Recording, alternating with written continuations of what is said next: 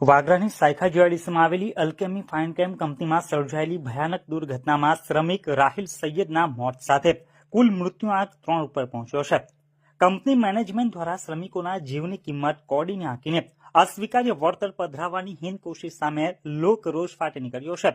ન્યાયની માંગ સાથે મૃતક રાહિલના પરિવારે કંપનીના ગેટ ઉપર જ પડાવ નાખ્યા છે અને યોગ્ય વળતરની માંગ કરી રહ્યા છે। ઇમ્તિયાઝ પટેલ,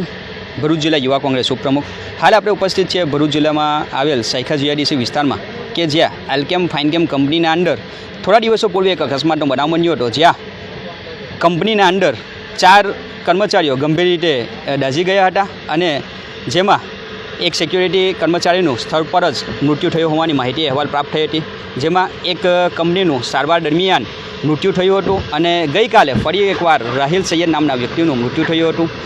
અહીંયા આજરોજ મુસ્લિમ સમાજના અગ્રણીઓ અને સ્થાનિક આગેવાનો સાથે ભેગા મળીને તેમના જે વળતરની છે માંગ માટે કંપની ખાતે ઉપસ્થિત રહ્યા હતા, પરંતુ કંપની દ્વારા આ જે બનાવો બન્યા છે અને જે કર્મચારી સિક્યુરિટી ઉપર હાર્ટ એટેક આવવાથી મૃત્યુ પામ્યા હતા તેને એક નાટ્ય રૂપાંતર આપીને કુદરતી મોતમાં રૂપાંતર કરવાનો પ્રયાસ કર્યો હતો, જેના વિરોધ સંદર્ભે અને પ્રજાહિત કાર્ય માટે મેં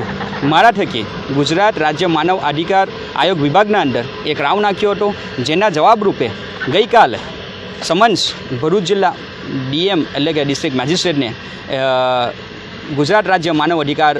દ્વારા સમન પાઠવવામાં આવ્યો છે અને તેનો ખુલાસો માંગવામાં આવ્યો છે। આવનારા દિવસના અંદર જો આ પરિવારના પડખે કંપની ઊભી નહીં રહે અને યોગ્ય વળતર નહીં આપે અને અહીંયા જે સ્થાનિક અધિકારીઓ છે એ અધિકારીઓ આ જે કંપનીના 2 જવાબદાર અધિકારીઓ છે તેના સામે કાયદાનો કોઈનો વિજય નહીં, તો યુવા કોંગ્રેસ આવનારા દિવસોના અંદર આ જે પ્રજા છે અને જે ભોગ બનનાર વ્યક્તિઓ છે તેમના પડખે ઊભા રહીને રોડ ઉપર ઉતરીને એમના હક અપાવવા માટે કટિબદ્ધ છે।